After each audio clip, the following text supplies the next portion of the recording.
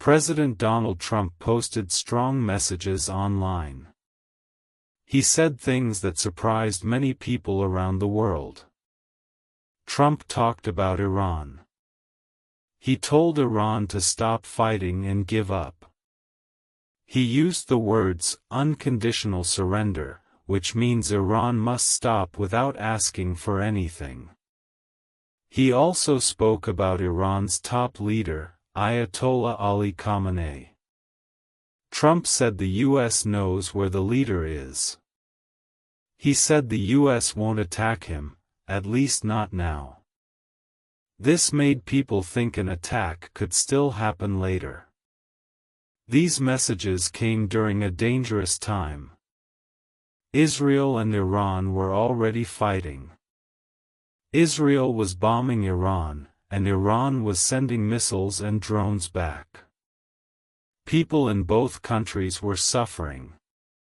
Because of this serious situation, Trump left an important G7 meeting early and returned to Washington. Many people were afraid this war could grow and involve more countries in the Middle East. On June 13, 2025, things got worse. Israel started a big attack called Operation Rising Lion. Israeli planes flew deep into Iran and bombed important military and nuclear sites. Iran answered quickly. On June 18, it fired many missiles and drones at Israel. Cities like Tel Aviv heard explosions in the sky. Israel used its Iron Dome defense system to stop many missiles, but some still hit their targets. The fighting lasted 6 days. Hundreds of people in Iran and dozens in Israel died. In Tehran, people were scared. Some areas lost power, and even the state TV building was hit. In Israel, people hid in bomb shelters at night. Airports closed. Flights were cancelled. Thousands of travelers were stuck. The whole region was in danger. This was the first time in decades that both armies attacked each other directly. Trump used very strong and direct words on his social media. He talked again about Iran's top leader. He called him an easy target, but said he wouldn't be attacked, not for now. This sounded like a threat. Trump also demanded Iran give up completely, without any deals. He said, "We now have complete and total control of the skies over Iran." This made it seem like the U.S. had full air power in Iran. At the same time, Trump said he might send people to talk with Iran. But he also said he wasn't really in the mood for talks. His messages confused many people. Experts said his words were much stronger than past U.S. presidents. Some thought it was to scare Iran. Others were afraid it would make things worse. European leaders like France were worried about removing Iran's leader, fearing it would bring more problems. In the U.S., people had different opinions. Some supported Trump and believed being tough on Iran was the right move. Others were scared of starting a new war. In Congress, some lawmakers wanted to make sure Trump couldn't start a war alone. They said Congress should decide if the U.S. goes to war. Senators like Tim Kaine and others supported this idea. Trump didn't seem to listen.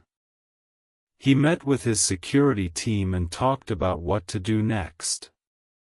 His vice president said Trump had the right to act. Even some of his supporters, like TV host Tucker Carlson, told him to be careful. Many Americans said they want to help Israel, but not start a war. People were talking a lot about whether Trump's words were helpful or dangerous. Washington was stuck, trying to help Israel but not make the war worse. Iran's leaders answered Trump's strong words. Ayatollah Khamenei said Iran would hit back hard. Their news showed pictures of damage and said Iran would defend itself. Israel kept fighting. Prime Minister Netanyahu said the war must go on. Israel warned people in parts of Tehran to leave before bombing military buildings. They said they wanted to stop Iran's threat, not change its government. Nearby countries like Saudi Arabia asked for calm. Turkey and Qatar tried to help make peace. Airports closed, and flights to both countries stopped. Leaders around the world were worried. France and the UK said removing Iran's leader could cause more danger. China and Russia also asked for peace. Russia blamed the US and Israel for starting the war but said it wouldn't send soldiers. The United Nations called for protection of innocent people. Many people had questions. How did Israel attack so fast? Did they use help from other countries? Trump said the US knew where Iran's leader was hiding. But many people didn't believe him. The leader is very protected. Trump also said the US controls Iran's skies. This was also hard to prove. Iran has strong air defenses. Maybe Trump meant the US could help stop Iran's missiles. Trump's style was very different. Past presidents didn't talk about killing other countries' leaders. Trump said he wouldn't attack, at least not now. Many wondered if that kind of talk is even legal. His demand for unconditional surrender was like old war language. Some thought Trump was just trying to pressure Iran into talking. But no one knows for sure if secret talks are happening. Iran's top leader has the most power in the country. He controls the army and makes the biggest decisions. Threatening him made the situation much worse. The war affected people far beyond Iran and Israel. Airports closed, and flights were cancelled. Planes had to fly longer routes around the war zone. Many travelers were stuck. Oil prices went up because people were afraid supply routes might be blocked. This caused worries about energy costs worldwide. Governments near the fighting prepared for people fleeing their homes. It was hard for foreigners in the area to travel or feel safe. Countries like Turkey and Oman offered to help make peace.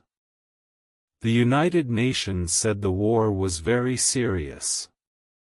The US sent more military planes to protect Israel.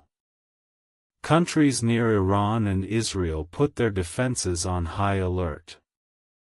Online, people talked about the war. Some asked for peace. Others supported one side. Fake stories also spread, making it hard to know what was true.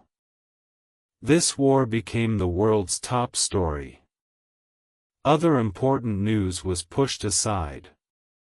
The situation showed how a local war can affect the whole world. Now, the future is very unclear. Supporters of Trump think he is strong and that Iran will back down. Others think his words are risky and could lead to a bigger war. Iran's leaders also talk tough. But many people in Iran may be tired of fighting. Countries that are friends with the US want peace. European leaders are watching what the US will do next. In America, this crisis affects politics.